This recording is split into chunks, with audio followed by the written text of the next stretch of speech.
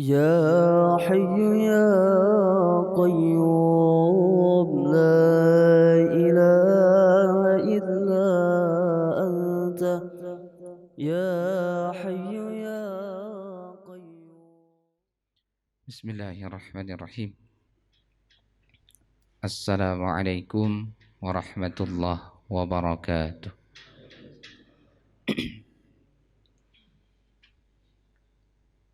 Nahmadullah alladzi 'allama bil qalam 'allamal insana ma lam ya'lam. Nusalli wa nusallimu ala man unzila ilaihil Qur'an Muhammadin sallallahu alaihi wasallam wa ala alihi wa ahli baitihil kiram. Rabbi shrah li sadri wa yassir li amri wahlul 'uqdatam min lisani yafqahu qawli, amma ba'd. Bapak Ibu jamaah salat subuh yang dirahmati oleh Allah Subhanahu wa taala. Alhamdulillah, kita panjatkan puji syukur kehadirat Allah Subhanahu wa taala karena hingga detik ini kita telah berada di bulan Sya'ban, tepatnya tanggal 14, insyaallah tanggal 14 bulan Sya'ban tahun 1442 Hijriah, yang artinya sudah setengah atau separuh daripada bulan Sya'ban kita jalani, dan insyaallah setengah bulan yang akan datang mudah-mudahan Allah panjangkan umur kita sudah bertemu dengan bulan Ramadan. Dan rasa-rasanya baru 1 tahun yang lalu Ramadan kita lalui, dan insyaallah tidak beberapa lama lagi kita kembali akan bertemu dengan bulan Ramadan. Dan semakin terasa alhamdulillah suasana atau nuansa Ramadannya. Mungkin salah satunya kita lihat dengan jumlah jamaah kita lumayan banyak sudah nih. Tanda-tanda Ramadan mau datang ini. Jamaahnya agak banyak sudah. Dan di televisi itu kalau tidak salah sudah ada iklan sirup. Ya sudah, itu Ramadan sudah semakin dekat berarti. Nah, ketika Ramadan tiba, ada beberapa ritual ibadah yang selalu kita lakukan atau selalu kita jalani, bahkan sebuah kewajiban bagi kita. Salah satunya terkait permasalahan ibadah puasa. Maka dengan momen tersebut insyaallah di subuh kali ini kita akan coba melihat atau coba bersama-sama untuk mengingat-ingat kembali, mempelajari lagi hal-hal yang berhubungan dengan ibadah-ibadah Ramadan, atau salah satunya dengan ibadah puasa. Sebelum ibadah Ramadan itu menjadi kewajiban bagi umat Islam, sebelumnya kewajiban puasa itu yang dilakukan oleh Rasulullah adalah, artinya puasa yang wajib sebelum puasa Ramadan adalah puasa Asyura, puasa tanggal 10 bulan Muharram. Itu sesuatu puasa yang sebelumnya wajib sebelum adanya kewajiban Ramadan. Dan begitu kewajiban Ramadan turun, tepatnya di bulan Sya'ban.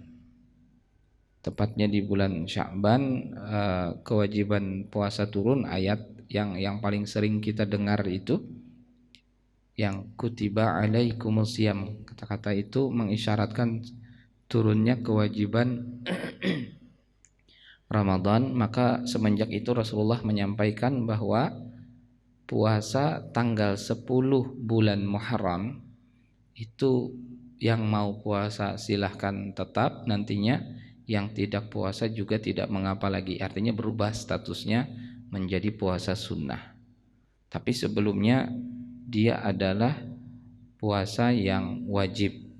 Bahkan pendapat yang lain ditambah dengan puasa 3 hari setiap bulan.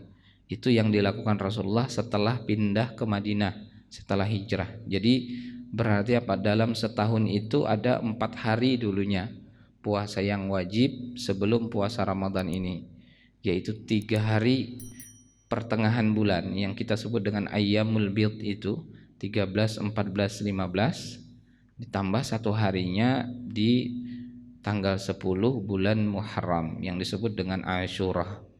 Nah, itu awal mula puasa yang wajib pada saat kewajiban Ramadan belum tiba, yaitu tepatnya 1 tahun sekali aja sempat seperti itu. Karena di tahun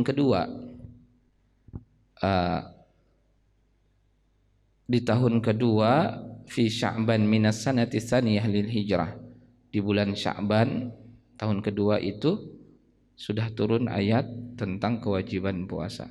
Dan akhirnya Rasulullah puasa sampai fasama Rasulullah sallallahu alaihi wasallam Ramadhana tis'a sinin, selama 9 tahun setelah itu, hatta tufiya fi syahri Rabiul Awal sanah 11 lil hijrah, sampai Rasulullah wafat di tahun ke-11. Berarti Rasulullah itu tis'a sinin, kurang lebih 9 tahun sempat bertemu Ramadan atau melaksanakan kewajiban ibadah bulan Ramadan puasa itu hanya 9 kali, 9 tahun.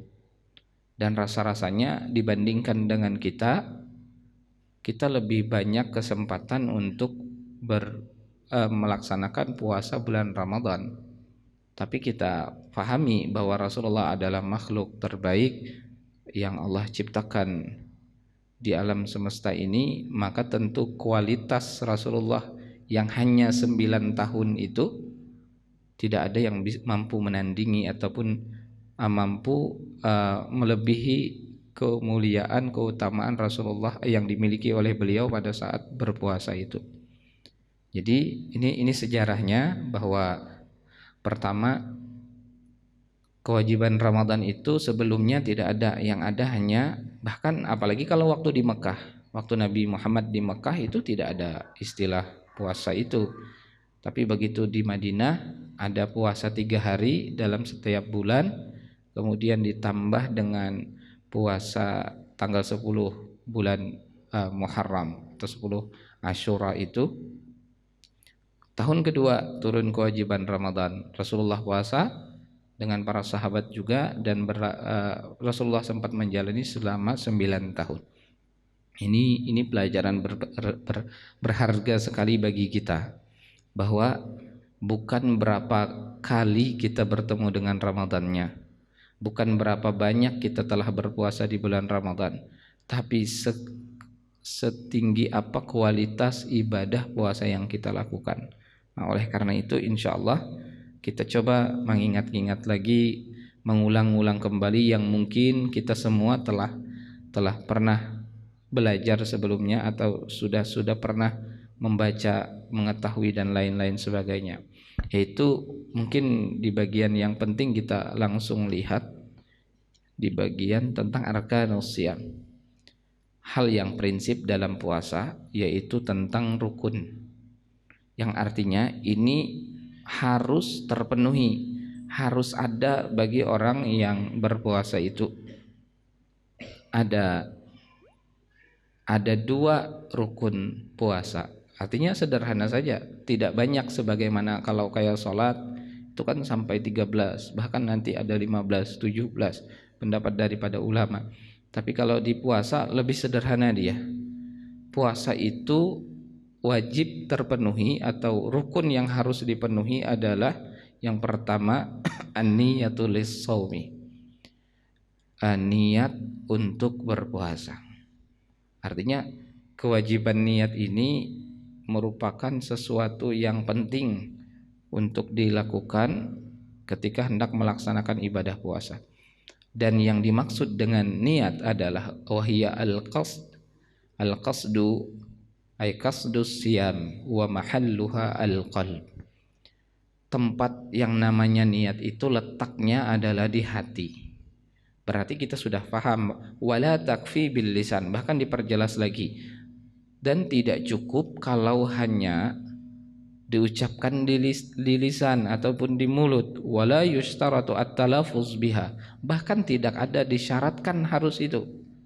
Yang kita kan biasanya di mana-mana, mungkin khususnya kita di Indonesia, ketika selesai daripada tarawih biasanya kan ada dibimbing oleh imamnya, Bismillahirrahmanirrahim, nawaitu sauma ghadin an adai fardhi syahri ramadhana hadhihi sanati lillahi ta'ala. Perlu diketahui itu bukan niat. Itu bahkan itu tidak menjadi syarat harus dibaca seperti itu. Dan ternyata tidak cukup kalau hanya itu. Selain itu tidak disyaratkan, tidak diharuskan seperti itu, ternyata bahkan tidak cukup kalau hanya itu. Kenapa? Karena yang namanya niat adalah mahalluha al-qalb. Yang namanya niat letaknya itu di hati. Berarti apa? Yang mana? Yang kalau orang kita Indonesia ya terjemahnya itu nah. Yang nawaitu shauma ghadin an adai fardhi syahri ramadhan, dalam hati kan nanti ada sengaja saya puasa esok hari menunaikan fardu bulan Ramadan ini tahun karena Allah Ta'ala. Nah itu yang disebut dengan niat. Makanya imam yang memimpin ataupun yang mengajak untuk berniat itu seharusnya setelah mengucapkan nawaitu shauma ghadin sampai selesai diberi kesempatan untuk masing-masing memastikan niat itu ada dalam hati mereka. Jadi ada jeda akhirnya gitu nah. An adai fardhi syahri ramadhana hadhihi sanati lillahi ta'ala. Itu ada jeda sebentar. Baru kemudian masing-masing diminta tuh di situ. Sengaja saya puasa esok hari bulan Ramadan karena Allah Ta'ala. Baru kemudian selesai itu maksudnya. Nah itu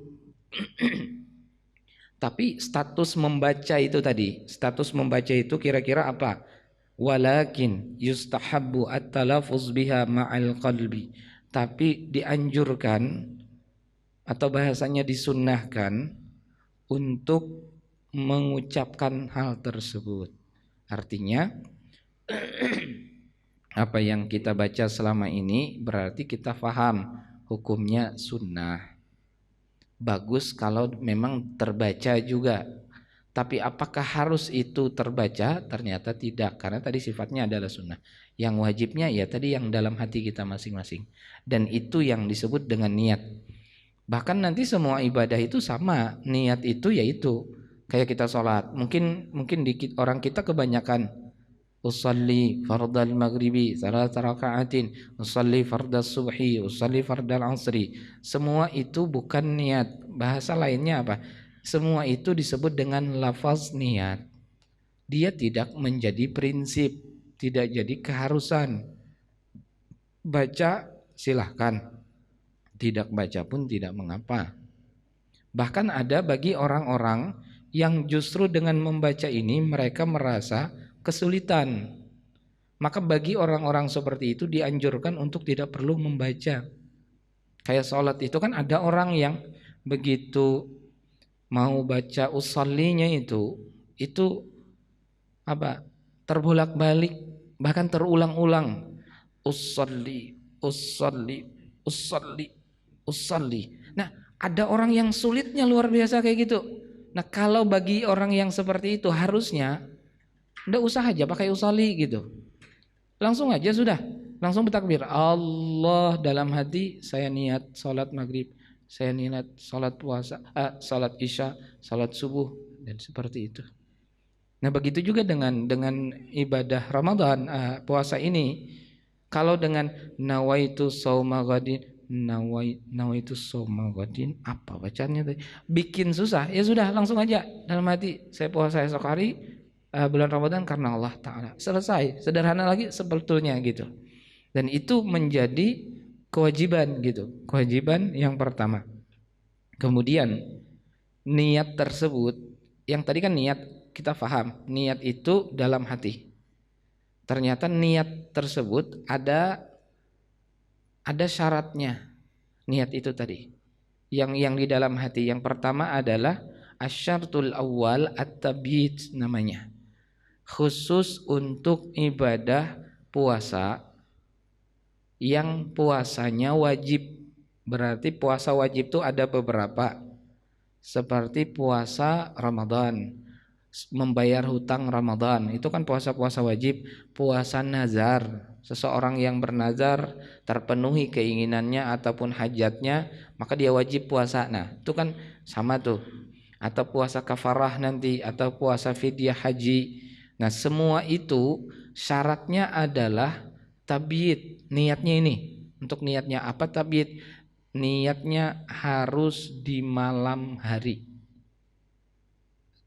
La yasihhu shaumu Ramadan wala al-qada wala shaumul kafarah wala shaumun nadar wala shaumu fidyatil haji wa ghairaha minas shaumil wajib illa bitabyitin niyati minal lail, melainkan harus dengan niatnya di malam hari.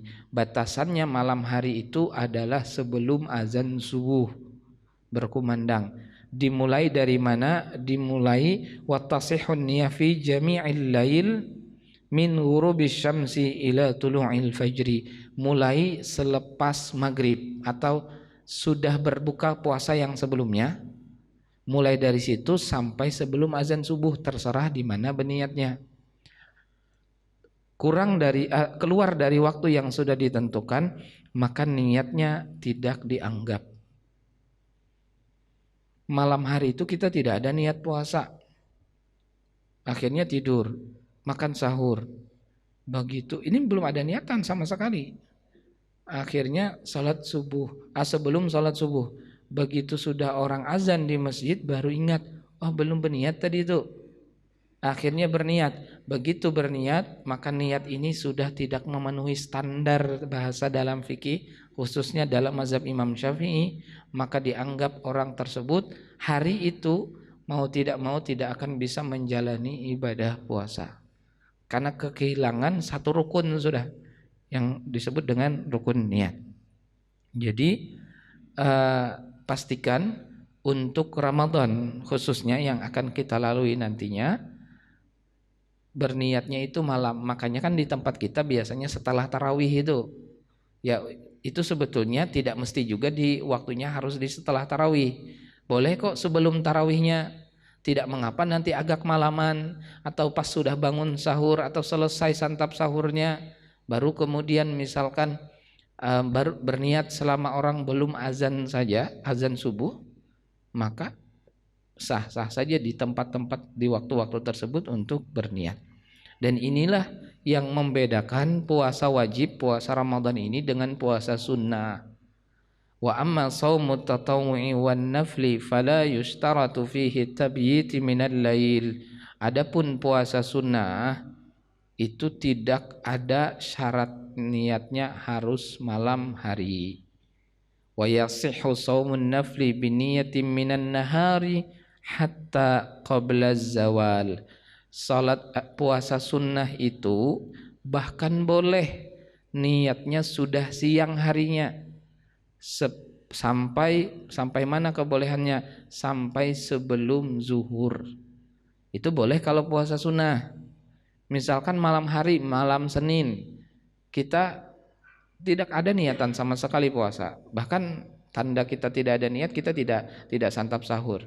Bangun, salat subuh, selesai salat subuh mungkin ada zikir, ada wirid yang kita baca Quran, sampai pulang ke rumah melakukan beberapa kegiatan. Jam 10, begitu jam 10 baru ingat, oh hari ini hari Senin dan saya kayak mau puasa aja nih. Hari ini kan hari Senin, puasa sunnah. Akhirnya apa? Berniat di situ. Berniat sengaja saya puasa sunnah hari Senin karena Allah Ta'ala. Niat seperti itu masih bisa dan boleh khusus untuk puasa sunnah. Tapi syarat sebelumnya apa? Syarat sebelumnya dari terbit fajar, dari azan subuh itu sampai ke jam 10 yang dia berniat tadi, tidak ada makan dan minum. Kalau sudah sarapan tidak masuk juga hitungannya. Nah, pulang dari sholat subuh, sarapan nasi kuning dulu, nambah lagi. Pulang ke rumah baru lihat, oh hari ini Senin, niat puasa aja sudah. Kebetulan baru selesai sahurnya ini nasi kuning, tidak berlaku lagi. Maksudnya yang boleh puasa itu memang dari awal tidak ada melakukan hal yang membatalkan puasa, maksudnya makan, minum atau melakukan hal-hal lainnya. Jadi ini perbedaan antara puasa puasa yang wajib, khususnya puasa Ramadan, dengan puasa sunnah. Syarat yang kedua untuk niat itu adalah at-ta'yin. Dalam niat itu harus jelas puasa apa yang dilakukan. Makanya kan dalam terjemahnya itu, sengaja saya puasa besok hari menunaikan fardu bulan Ramadan. Nah itu, kata-kata itu ta'yin namanya. Yang artinya kita puasa ini memang bukan puasa nazar, bukan puasa bayar kafarah atau puasa fidyah haji, melainkan memang puasa apa, yaitu puasa Ramadan. Jadi niatnya ya yang saya bilang tadi, terjemah daripada yang biasa kita baca, insyaallah tuh masuk kata-kata ta'yin di dalam itu jelas. Kalau puasa sunnah dia tidak mesti harus ta'yin. Puasa sunnah itu maksudnya sengaja saya puasa sunnah besok hari karena Allah Ta'ala, sudah bisa. Bahkan lebih umum, sengaja saya puasa besok hari karena Allah Ta'ala, sudah bisa. Tapi kalau untuk yang wajib, untuk yang Ramadan, itu harus jelas puasanya besok itu untuk puasa apa gitu. Makanya niatnya puasa Ramadan. Itu syarat yang kedua. Yang ketiga, asyartu tsalis, dan ini hanya berlaku khususnya di mazhab Syafi'i, at-tikrar namanya. At-tikrar itu niatnya berulang-ulang. Maksudnya berulang-ulang itu, kalau kemudian puasa Ramadannya 30 hari, berarti 30 kali pula lah untuk niat. Tidak berlaku kalau kemudian niatnya hanya sekali untuk sebulanan misalkan sudah. Dalam mazhab Imam Syafi'i tidak berlaku seperti itu. Misalkan nih, falau nawa fi awwali lailati min Ramadan shauma syahri kullahu lam tasih hadhihi niyyah illa lil yaumil awwal. Seandainya ada orang malam pertama itu berniat, misalkan malam pertama Ramadan, langsung ya Allah, saya niat puasa besok hari dan 30 hari setelah itu, atau 30 hari Ramadan ini fardu karena Engkau ya Allah. Niat untuk 30 hari sudah kan? Nah, yang seperti itu maka niat ini dianggap untuk hari pertama saja. Berarti apa? Hari kedua, ketiga itu nanti dia dianggap tidak berniat kalau memang menggunakan itu saja. Kalau menggunakan itu saja. Artinya begitu dia berniat malam pertama, begitu selesai hari pertama puasa, menjelang hari kedua berniat kembali. Hari ketiga juga sama, sampai seterusnya. Namun dalam mazhab Imam Malik itu memang niat itu bisa untuk sekali saja. Maksudnya 30 hari atau 29 hari niat aja sudah puasa sebulanan. Nah, dengan dua perbedaan pendapat ini, ulama mutaakhirin di zaman kita, ada ulama yang coba memahami. Ini kan dua-duanya pendapat ulama ini adalah pendapat yang bisa dipegangi gitu. Akhirnya apa? Ada ulama yang coba menggabungkan keduanya. Menggabungkan keduanya itu gini. Malam pertama itu niat puasa sudah sebulanan. Mau 29 atau 30 nantinya, niat dalam hati untuk puasa sebulan. Setelah niat puasa niatnya sebulanan sudah, setiap malam kedua, malam ketiga, keempat dan selanjutnya kembali berniat lagi, diulang lagi. Nah, ini kata ulama lebih aman, lebih utama. Jadi nanti malam pertama Ramadan, coba kita niat, dalam hati niatkan, ya Allah, insya Allah saya akan puasa, atau saya niat puasa untuk 1 bulan ke depan, bulan Ramadan. Niat aja seperti itu. Nanti malam keduanya baru berniat lagi, berniat. Seandainya malam kedua, malam ketiga, malam keempat ada yang terlewati niat kita. Dengan pendapat Imam Malik niat yang awal tadi kan sudah beres. Nah, itu untuk menjaga atau hati-hati kita. Siapa tahu kita tidak memahami, kadang-kadang ada kesibukan, ada urusan yang namanya manusia memang tempatnya sering lupa, khawatir itu semua terjadi, niat aja di awal. Di awal niat pokoknya untuk 1 bulan ke depan kita puasa. Tapi kita akan mengusahakan setiap malam itu untuk selalu berniat nantinya. Khawatir ada yang kelewatan di setiap malam itu, maka sudah insya Allah sudah terlewati, tertutupi dengan niat di awal itu. Jadi kalau dalam mazhab Imam Syafi'i niatnya memang harus tiap malam gitu. Tidak berlaku kalau niat hanya sekali niat. Bahkan tadi kalau niatnya 1 bulan tapi hanya sekali, maka niat ini dihitung hanya untuk hari yang pertama. Itu rukun yang pertama yang disebut dengan niat. Baik, dia ada 2 saja. Yang kedua adalah al-imsaku 'anil muftirat, menahan diri dari hal yang membatalkan. Mulai dari terbit fajar itu begitu azan subuh selesai sudah, maksudnya di situ sudah mulainya tuh sampai nanti azan maghrib berkumandang. Kita harus menahan diri mulai dari memantapkan niat tadi sudah selesai. Yang kedua, pastikan kita menghindari hal-hal yang membatalkan. Nah, baru kemudian dijelaskan apa saja hal-hal yang membatalkan itu. Tapi sebelumnya silahkan jika kepada jamaah ada yang ingin ditanyakan terlebih dahulu terkait tadi beberapa hal yang sudah kita sampaikan, atau beberapa hal lainnya di luar daripada tema atau pembahasan kita. Karena sekali lagi saya pribadi itu punya prinsip selama pengajian, selama taklim, kan fokusnya bukan hanya apa yang disampaikan, tapi fokusnya adalah dalam taklim, dalam pengajian ingin menambah ilmu ataupun pengetahuan. Terkadang apa yang saya sampaikan itu sudah diketahui oleh kita. Ada hal yang belum sempat tersampaikan namun ingin diketahui, maka silahkan, sekali lagi silahkan saja jika ada yang ingin bertanya, tidak mesti harus di bagian yang telah disampaikan ini tadi. Apa, silahkan.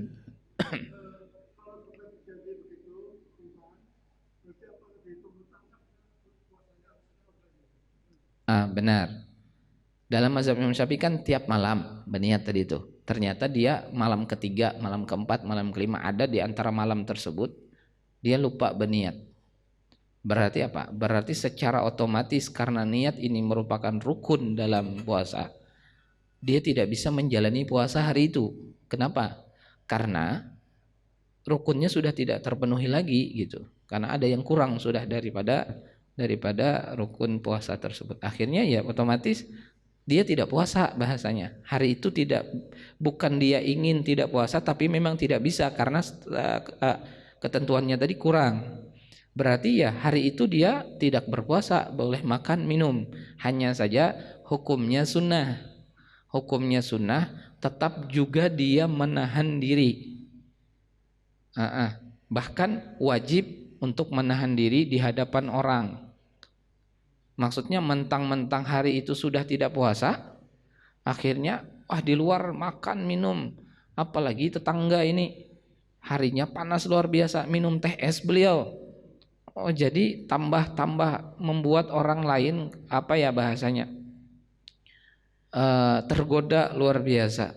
Nah, jadi hari itu satu dia tidak berpuasa, namun sunnahnya tetap seolah-olah kayak puasa, kayak orang-orang puasa itu sunnah. Tapi kalau dia tidak seperti itu pun ya tidak mengapa. Artinya karena dia sudah tidak terpenuhi ketentuan awal tadi, niat rukunnya kurang, akhirnya dia makan, dia minum, tapi tetap saja lagi-lagi dia makan minumnya tidak dalam dilihat daripada orang lain. Dan itu menjadi hutang. Benar, menjadi hutang nanti di luar dari fa'iddatum min ayyamin ukhar. di luar dari Ramadan, dia wajib untuk mengganti puasa tersebut.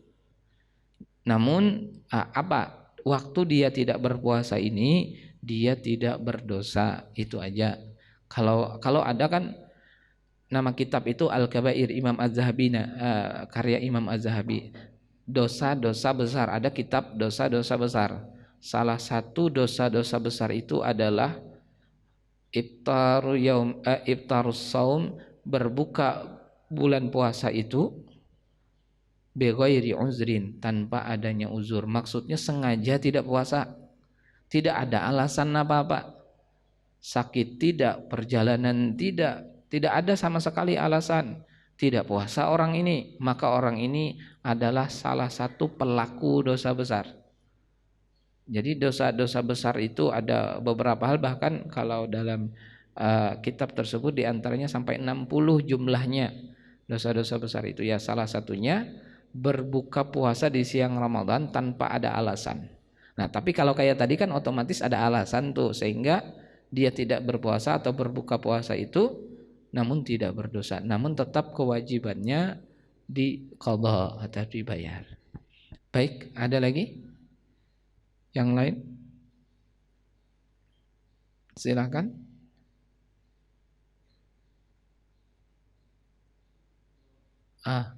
Boleh? Silakan.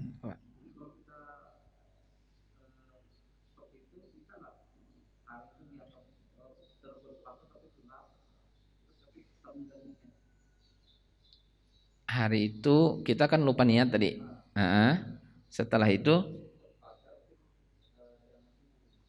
benar. Jadi menahan diri dari makan minum karena lupa niat itu tadi, maka hukumnya sunnah untuk menahan diri kayak gitu tuh. Nah, al-imsak namanya, menahan diri. Kan kita sudah paham, oh hari ini kelupaan niat, sementara ini sudah masuk subuh, waktu subuh, atau bahkan sudah selesai daripada subuh. Akhirnya kita paham hari ini nih jadi utang sudah nih gitu. Nah, jadi utang Ramadan. Di luar Ramadan sudah harus paham akan ada mengqadha daripada Ramadan.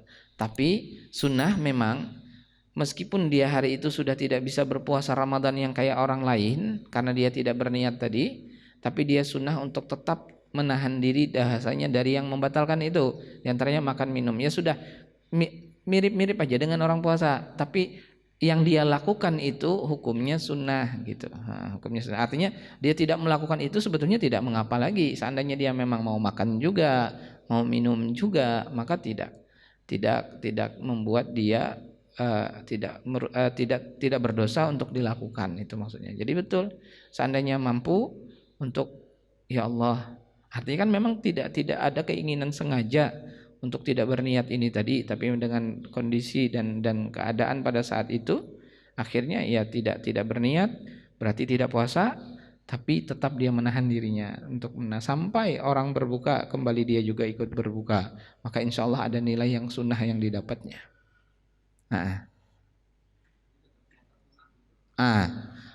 Bahasanya sebetulnya bukan puasa sunnah, tapi untuk menahan diri dari yang membatalkan atau makan minum itu sunnah, menahan melakukan itu semua gitu.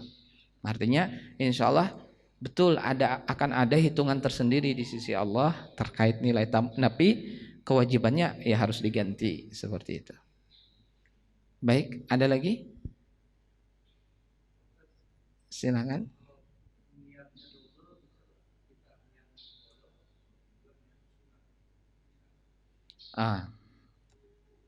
Berarti ini di luar Ramadan ya, di luar Ramadan. Atau nih khususnya kita semua, mohon maaf, baik bapak-bapaknya atau ibu-ibunya yang kalau sampai hari ini masih ada hutang Ramadan, maka sudah segera qadha atau ganti daripada hutang Ramadan tersebut. Sebelum saya sampai menjawab itu, kalau tahun lalu kita ada hutang Ramadan, ketemu sampai tahun Ramadan tahun ini, maka hutang Ramadan yang tahun lalu itu sama sekali tidak akan pernah hilang.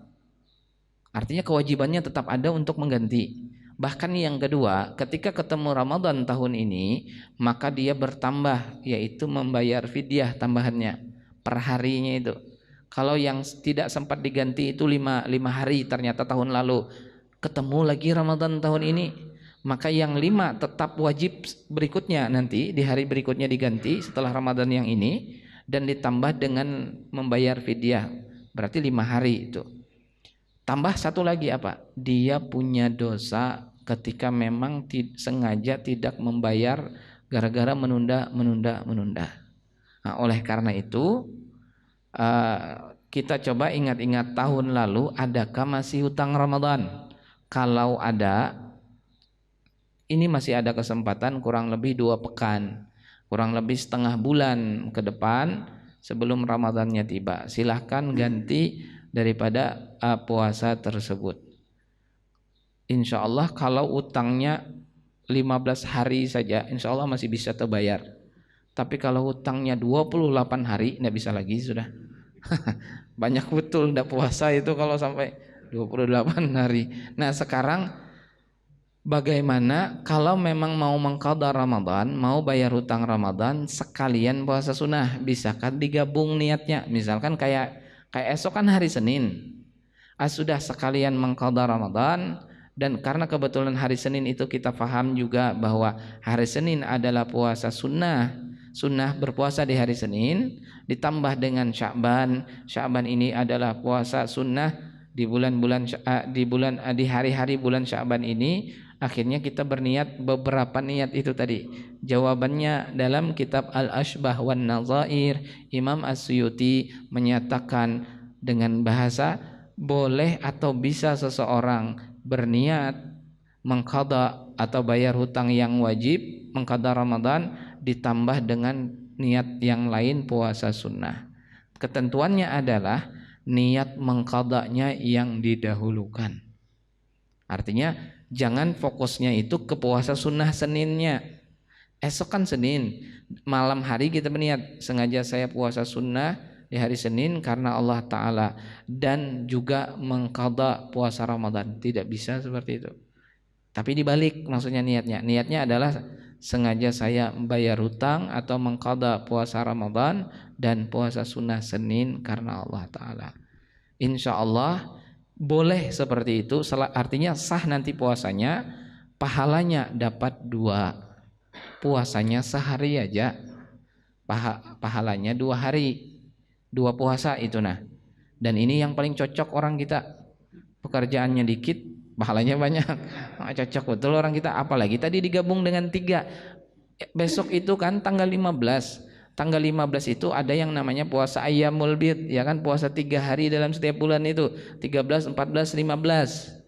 Nah, kan bahasanya yang puasa 13, 14, 15 ini bukan wajib 3 hari, tapi kalau bisa 3 hari ini yang paling utama. Tidak bisa 3 hari, berapa hari yang bisanya gitu. Nah, oh bisanya cuma 2 hari, berarti 14, 15-nya. Tidak bisa 14, 15-nya, ya puasa 15-nya itu.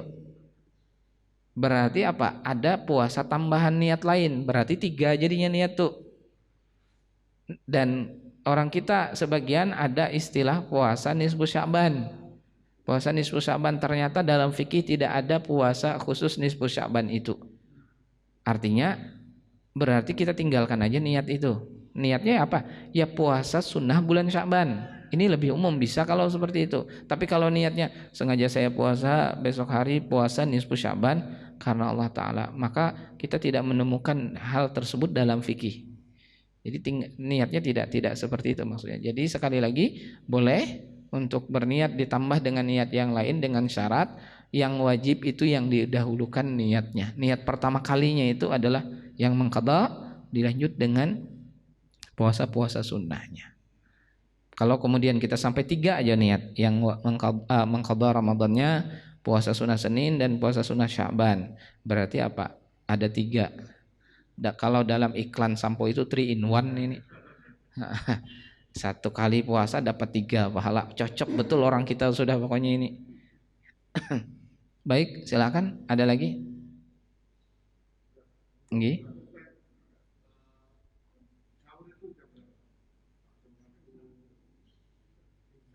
Oh iya, kalau bahasa sahur ya, jadi gini, eh nya gini, sahar bahasa awalnya as-sahar. Sahar itu artinya adalah bagian akhir malam, itu namanya sahar.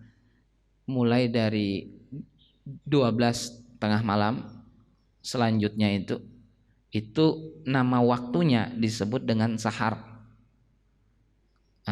Nama waktunya. Dan semua makanan yang dimakan di waktu sahar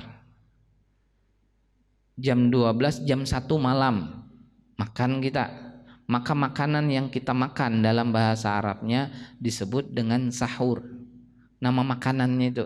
Makanya kata-kata sahur itu sebetulnya merujuk kepada makanan yang dimakan di tengah malam itu.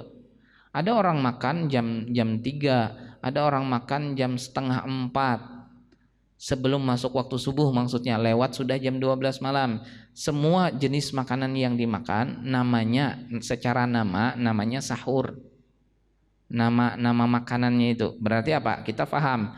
Berarti yang namanya sahur itu dimulai dari lewat tengah malam.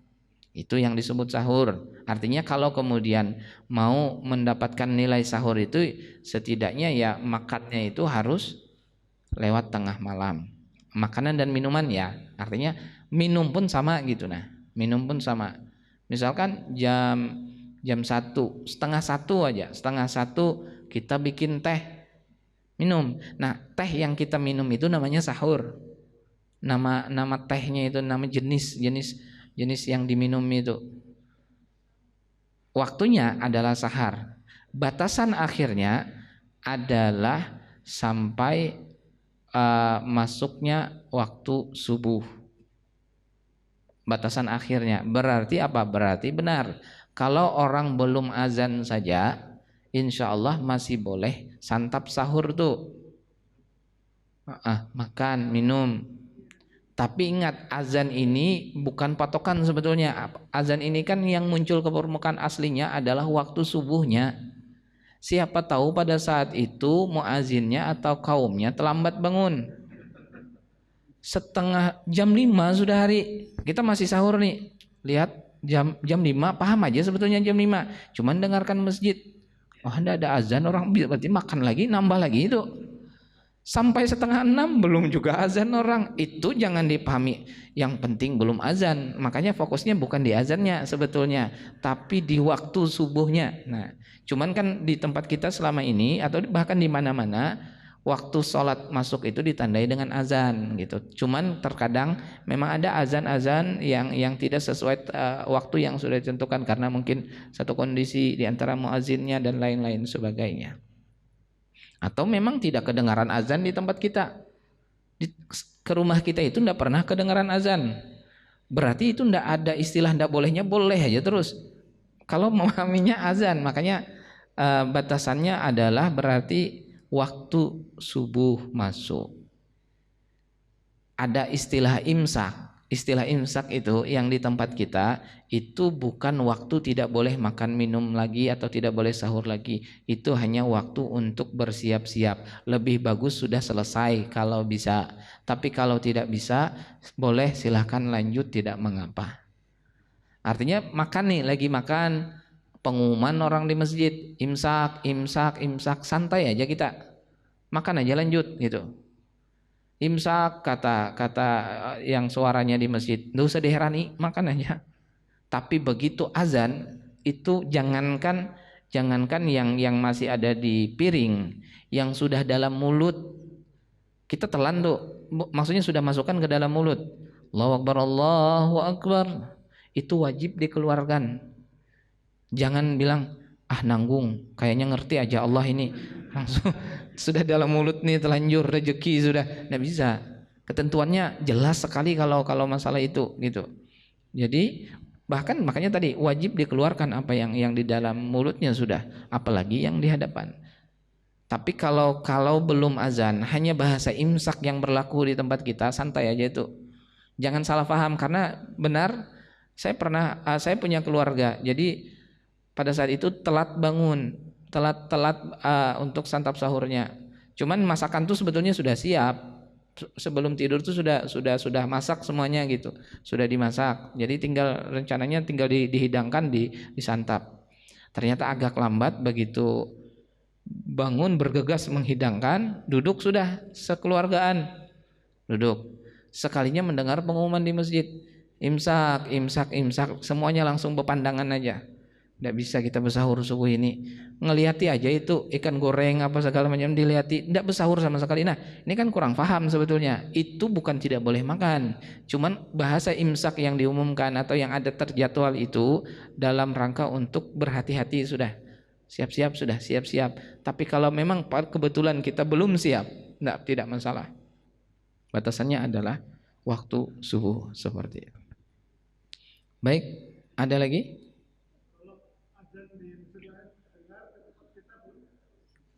Baik.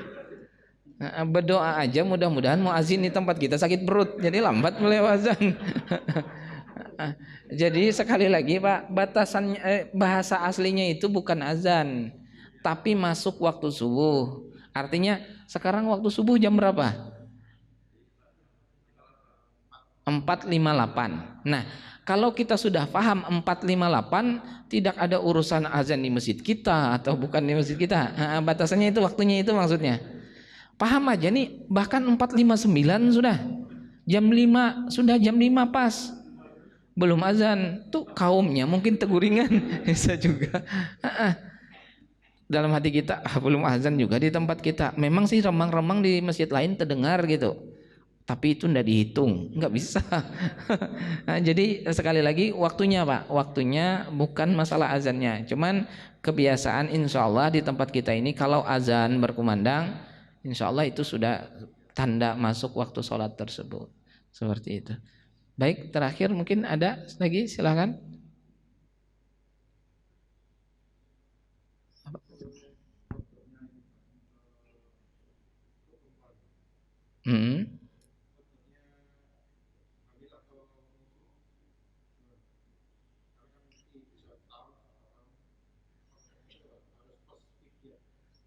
Oh iya, ketika kan gini, ada orang-orang yang memang boleh untuk tidak berpuasa. Ya, di antara yang boleh itu salah satunya adalah orang yang hamil, orang yang menyusui atau perempuan yang hamil atau yang menyusui tersebut. Nah, ketentuan mereka ini apa yang harus dibayarkan itu memang ada beberapa yang berbeda. Maksudnya berbeda bukan pendapat ulamanya, tapi ketentuan yang mereka harus lakukan. Kan ada istilah qadha, bayar hutang puasanya, atau bahasanya fidyah, membayarkan dengan makanan pokok atau dengan uang itu. Jadi yang perlu dipahami pertama adalah perempuan yang menyusui atau yang hamil, seandainya dia tidak puasa, tidak ada istilah hanya membayar fidyah, itu pertama. Jadi tidak ada istilah ini istri saya lagi hamil, sedang hamil, akhirnya dia tidak puasa, ya cukup bayar fidyah aja nanti selesai. Tidak. Atau ini istri saya sedang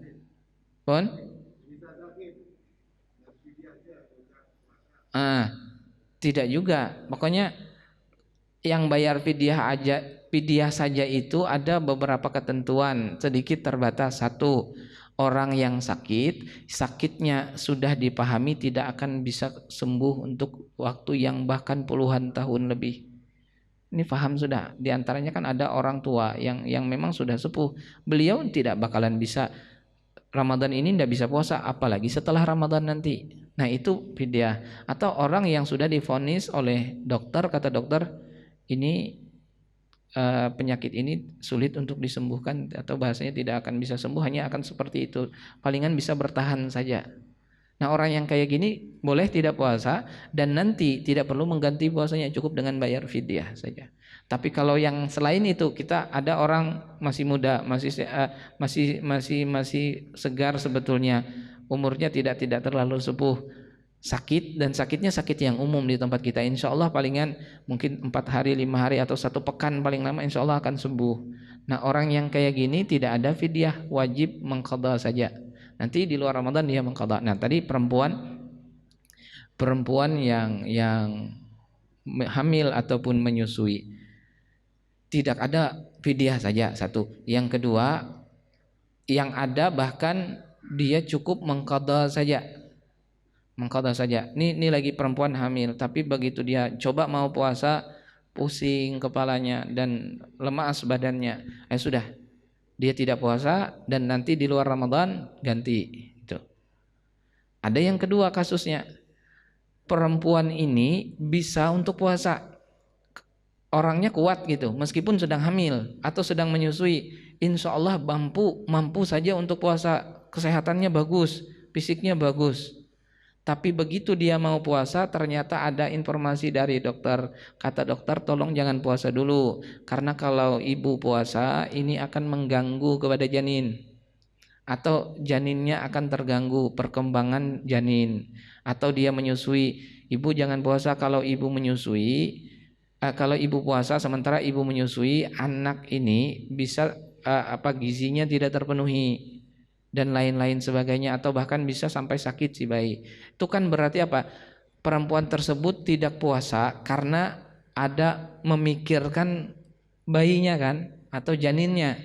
Kalau seperti itu, maka dia punya 2 kewajiban. Kewajiban yang pertama adalah karena dia tidak puasa, wajib mengganti di luar Ramadan. Yang kedua kewajibannya, karena yang dipikirkan adalah anaknya atau janin bayi yang dikandungnya, maka dia juga wajib membayar fidyah 2 akhirnya, bagi orang yang seperti itu. Tapi bagi orang yang sebetulnya mau puasa tapi memang tidak bisa dalam kondisi dia hamil, itu akhirnya apa? Ya cukup dia mengqadha saja, tidak ada fidyah. Tapi tidak ada yang bayar fidyah saja, tidak ada. Nah itu maksudnya. Kemudian tadi dia tidak puasa Ramadan karena hamil.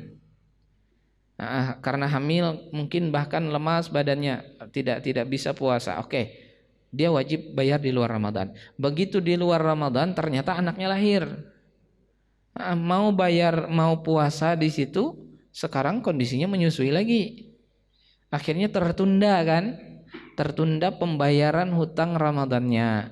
Nah, pada saat itu disusuilah si anak ini, belum terbayarkan hutang Ramadan sebelumnya. Ketemu Ramadan yang akan datang, ketemu Ramadan yang berikutnya lagi, maka ya berapa yang tidak bisa belum terbayarkan itu, maka itu wajib dibayarkan fidyahnya. Tapi mengqadha Ramadannya tetap berlaku meskipun tahun berikutnya itu maksudnya. Sampai kemudian kapan mampu perempuan tersebut atau sudah bisa untuk membayarkan utang Ramadan tersebut. Adapun fidyahnya berlaku kalau ketemu Ramadan sudah. Jadi berarti ada tambahan baru, yaitu bayar fidyah itu. Bedanya apa dengan yang tadi? Bedanya adalah pada saat orang seperti ini, perempuan tersebut tidak mendapat dosa waktu tidak puasa. Bedanya di situ. Beda dengan orang yang kayak kita misalkan, tidak puasa Ramadan tahun lalu, ada tidak puasa. Tahun ini belum terbayarkan, ketemu Ramadan. Sama aja dengan perempuan yang tadi, puasa yang kita belum bayar tuh wajib, sampai kapanpun wajib dibayar. Yang kedua ditambah dengan fidyah. Perempuan yang tadi kan sama juga. Bedanya apa? Bedanya kalau seandainya kita yang melakukan itu dan sengaja untuk menunda-nunda pembayaran, ada dosa waktu tidak mengerjakan hal tersebut. Bedanya di situ aja. Tapi kewajibannya sama gitu. Tapi ya tadi, perempuan tersebut tidak berdosa. Waktu Ramadan hamil, tidak puasa, masuk selesai Ramadan harusnya dia bayarkan mengqadha. Tapi karena tadi ternyata setelah itu proses menyusui kembali, akhirnya tidak bisa bayar hutang Ramadannya. Otomatis sampai ketemu lagi Ramadan berikutnya, mengqadhanya ini tetap harus diganti sampai dia bisa, ditambah dengan fidyah, dan dia tidak berdosa waktu tidak membayar itu. Nah, bedanya di situ. Beda dengan orang yang sebetulnya bisa membayar, hanya memang karena menunda-nunda, melambat-lambatkan, akhirnya ketemu Ramadan, maka selain kewajiban mengqadanya tetap ada bayar fidyah dan ada dosa yang didapat oleh orang tersebut. Mungkin seperti itu. Baik, mungkin itu, mudah-mudahan ada manfaatnya dan mohon maaf atas segala kekurangan. Sekali lagi kita bermohon ke Allah. Yang pertama, mudah-mudahan Allah berikan kesempatan kepada kita, setidaknya nanti malam itu adalah malam pertengahan daripada bulan Sya'ban. Dalam bahasa Arab setengah atau separuh itu disebut dengan nisf. Maka muncul istilah di kita adalah nisfu Sya'ban. Semua ulama sepakat dengan menggunakan hadis-hadis yang jumlahnya begitu banyak bahwa malam nanti adalah malam yang lebih utama dari malam-malam biasanya. Oleh karena itu mungkin ada ibadah yang kita lakukan, ada zikir yang kita tambah, ada tasbih yang lebih banyak atau bacaan Quran yang kita tingkatkan. Silakan saja, apa saja yang bisa dilakukan, usahakan nanti malam jangan dilewati dengan ibadah dengan hari-hari biasa atau jangan disamakan dengan hari-hari biasa. Coba nanti malam itu selesai daripada maghrib atau setelah sholat maghrib itu entah coba bacakan Quran, entah coba baca zikir, baca tasbih ataupun sholat-sholat sunnah yang lainnya. Mudah-mudahan Allah berikan kita kesempatan itu. Dan yang kedua, kita berdoa mudah-mudahan Allah berikan berkenan menyampaikan umur kita ketemu dengan bulan Ramadan kembali tahun ini, bahkan bisa beribadah lebih baik, lebih maksimal tahun ini dibandingkan Ramadan-Ramadan sebelumnya. Dan yang paling penting, semoga Allah meridai, menerima semua amal ibadah kita. على هذه النية وكل نية صالحة وإلى حضرة النبي المصطفى رسول الله صلى الله عليه وسلم الفاتحة. أعوذ بالله من الشيطان الرجيم. بسم الله الرحمن الرحيم. الحمد لله رب العالمين الرحمن الرحيم مالك يوم الدين إياك نعبد وإياك نستعين اهدنا الصراط المستقيم صراط الذين أنعمت عليهم غير المغضوب عليهم ولا الضالين آمين. آمين آمين يا رب العالمين. بسم الله الرحمن الرحيم. الحمد لله رب العالمين والصلاة والسلام على أشرف الأنبياء والمرسلين سيدنا ومولانا محمد وعلى آله وصحبه أجمعين. اللهم اجعل هذا الجمع جمعا مغفورا وتفرقنا من بعده تفرقا معصوما. اللهم انفعنا بما علمتنا وعلمنا ما ينفعنا وزدنا علما وفهما برحمتك يا أرحم الراحمين. اللهم بارك لنا في شعبان وبلغنا رمضان. اللهم بارك لنا في شعبان وبلغنا رمضان. اللهم بارك لنا في شعبان وبلغنا رمضان وأنت راض عنا برحمتك يا أرحم الراحمين. ربنا تقبل منا إنك أنت السميع العليم وتب علينا إنك أنت التواب الرحيم. ربنا آتنا في الدنيا حسنة وفي الآخرة حسنة وقنا عذاب النار. وصلى الله على سيدنا محمد النبي الأمي وعلى آله وصحبه وسلم. سبحان ربك رب العزة عما يصفون وسلام على المرسلين والحمد لله رب العالمين. ثم السلام عليكم ورحمة الله وبركاته.